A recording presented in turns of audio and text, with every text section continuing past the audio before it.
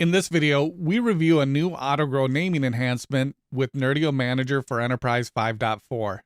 Nerdio Manager for Enterprise now provides 3 naming options for greater control over how new and recreated session hosts are named in an environment.